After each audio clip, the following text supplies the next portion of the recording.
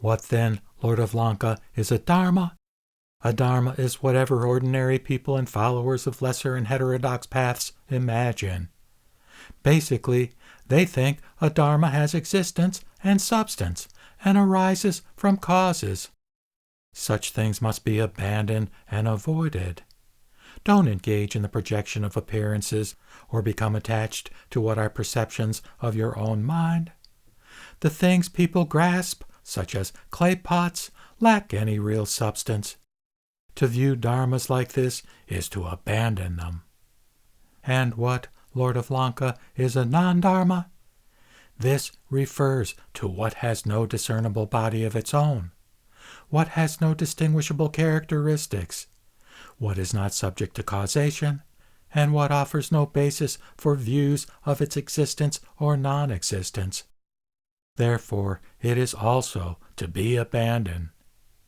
Non-dharmas are like horns on a rabbit, an ass, a camel, or a horse, or the offspring of a barren woman.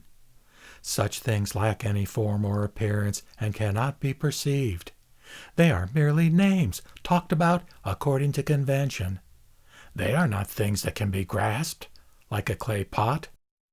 And just as what is discriminated as existing should be abandoned, what cannot be known by any form of consciousness should also be abandoned. This is why I say to abandon dharmas and non-dharmas. Lord of Lanka, I have answered what you have asked. Lord of Lanka, you say you have asked the Tathagatas, the Arhats, the fully enlightened ones, about this in the past, and they have answered you. Lord of Lanka, what you call the past is, by another name, a projection. And just as the past is a projection, so are the future and the present. Lord of Lanka, the Tathagatas do not project what amounts to reality. They transcend projection and fabrication, and do not go along with distinguishing forms, except to instruct or to pacify the ignorant. It is by means of such wisdom that Tathagatas practice a formless practice. Thus, Tathagatas consider knowledge as their real body, and because they consider knowledge as their real body, they are free from projection or anything that projects, such as a self, a life, or a person, or any kind of consciousness that gives rise to forms dependent on an objective world.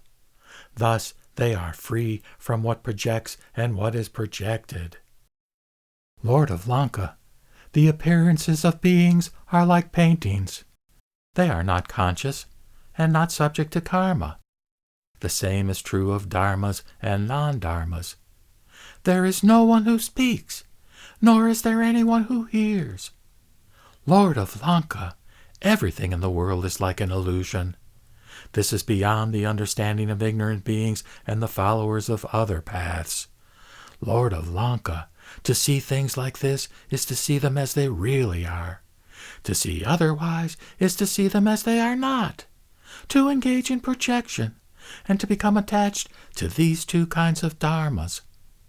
Lord of Lanka, this is like seeing an image in a mirror or a reflection in water, or like seeing a figure in the moonlight or a shadow on a wall, or like hearing an echo in a valley. People attached to the images of their own projections cling to dharmas and non-dharmas. Unable to abandon them, they continue to engage in projection and fail to attain tranquility. Tranquility means oneness, and oneness means the Tathagata Garbha, the realm of self-realization of Buddha knowledge, from which the supreme samadhi arises.